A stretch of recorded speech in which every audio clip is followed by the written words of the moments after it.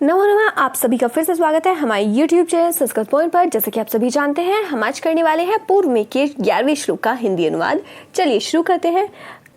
कर्तुम यत् च प्रभवति महिमुच्छिलिन्धराम अवन्धयाम तत् श्रुत्वा ते श्रवण सुभंगम गर्जितम मानसोत्कः आकैलासात् विस्किस्लिच्छेदपाथ्यवन्तः सम्प्रत्यस्यन्ते नभसि भवतो राजहंसा सहायः। देखिए तात्पर्य पर ध्यान देते हैं। यत् से क्या तात्पर्य है? जो। यहाँ पर यक्ष कह रहे हैं, मेघ से कह रहे हैं, हे मेघ यत् जो महीम अर्थात पृथ्वी को, उच्छिलिन्धराम अर्थात शिलिंधर पुष्पों से परिपूर्ण, अबंधयाम अर्थात उपजाऊ, कृतुम अर्थात बनाने में, प्रभवती अर्थात समर्थ है। देखिए यक्ष ने कहा है मेघ से, हे मेघ यत् से यहाँ पे क्या तात्पर्य है? जो। अब जो किसके लिए? अर्थात गर्जितम। हम इससे ग्रहण कर लेते हैं कि यहाँ पे जो बात चल रही है वह क्या है? तुम्हारा गर्जन है। यत् जो मतलब तुम्हारा जो गर्जन है वह कैसा है? पृथ्वी को शिलिंधर पुष्पों से परिपूर्ण, उपजाऊ बनाने में क्या है? प्रभवती अर्थात समर्थ है। अर्थात पृथ्वी को कैसा कर देगा? वो शिलिंधर पुष्पों से परिपूर्ण बना करके उपजाऊ करने वाला है। क्या चीज? मेघ का गर्जन। ये यक्ष कह रहे हैं मेघ से। आगे क्या कहा? आगे कह रहे हैं तत् मतलब उसी, किसको? श्रवण को। उसी श्रवण सुभंगम।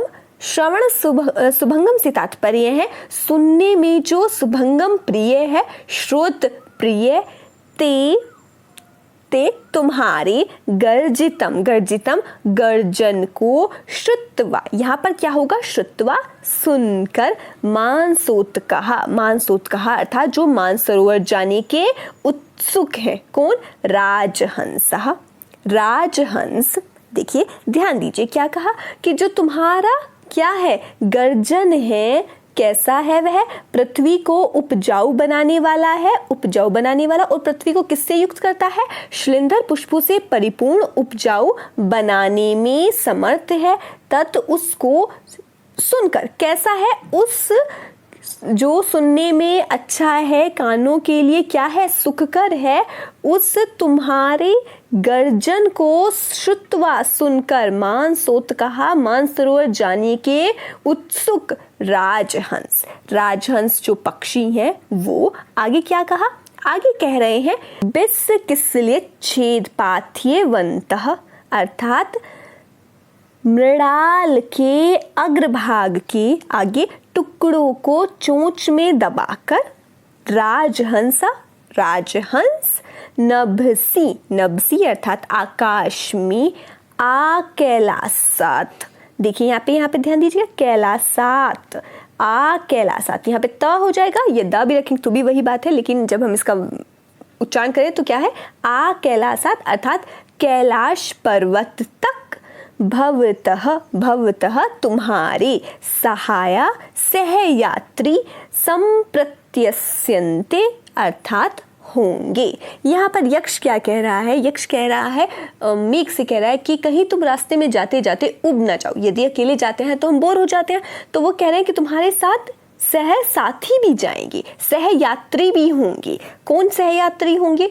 वो कह रहे हैं कि जो तुम्हारा गर्जन है वह कैसा है? पृथ्वी को शिलिंधर पुष्पों से युक्त बना करके उपजाऊ बनाने वाला, करने वाला, प्रभवती अर्थात समर्थ है, बनाने में समर्थ है, और उसी तत् उस कानों को प्रिय लगने वाले, श्रवण जो तुम्हारा गर्जित अर्थात गर्जन है, बादल जो है वो गरजते हैं, तुम्हारे उस गर्जन को, तुम्हारे गर्जितम गर्जन को श्रुत्वा सुन करके, मानसरोवर जाने के उत्सुक।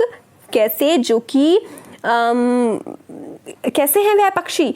वे मृणाल के जो अग्रभाग के टुकड़े हैं उनको चोंच में दबाकर। आगे क्या कहा?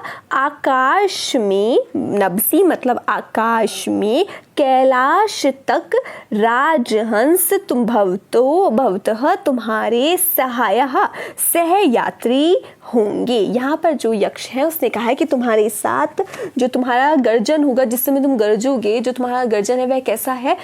पृथ्वी को श्रृंगार के पुष्पों से युक्त बनाता है, उपजाऊ करने में समर्थ है। उसी श्रवण को सुन करके वो श्रवण कैसा है, कानों को सुखकर लगने वाला है, कानों को प्रिय लगने वाला है। उसको सुन करके जो मानसरोवर जाने के उत्सुक राजहंस है वो अपनी चोंच में कैसे जो मृणाल के अग्रभाग के टुकड़े हैं उनको चोंच में दबा करके आकाश में भवतः तुम्हारे सहयात्री होंगे। अर्थात वो रास्ते में उन्हें भूख लगेगी तो वो अपने साथ क्या लेकर चलेंगे, अपना भोजन भी साथ लेकर चलेंगे। और वह आकाश में कहाँ तक जाएंगे तुम्हारे साथ, आ कैलासात। इसे ध्यान रखिएगा, कहाँ तक जाएंगे इस पर भी ध्यान रखिएगा, आ कैलासात। अर्थात जो भगवान शिव जी का निवास स्थान है कैलाशगिरी तक तुम्हारे साथ जाएंगे। कौन जाएगा, राजहंस जाएगा, राजहंस जाएंगे, जो राजहंस है वो सभी जाएंगे। और किसके साथ जाएंगे, मेघ के साथ जाएंगे। यह किसने बताया है, यक्ष ने बताया है कि कहीं यदि तुम्हें लगता है कि तुम रास्ते में उब जाओगे तो नहीं, तुम्हारे साथ जो सहयात्री भी होंगे, और सहयात्री कौन होंगे, राजहंस होंगे। ऐसा इस श्लोक में बताया है। उम्मीद करते हैं आपको अच्छे से समझ में आया होगा। यदि कोई भी समस्या है तो आप नीचे कमेंट बॉक्स में पूछ सकते हैं। हमसे जुड़ने के लिए आपका बहुत बहुत धन्यवाद।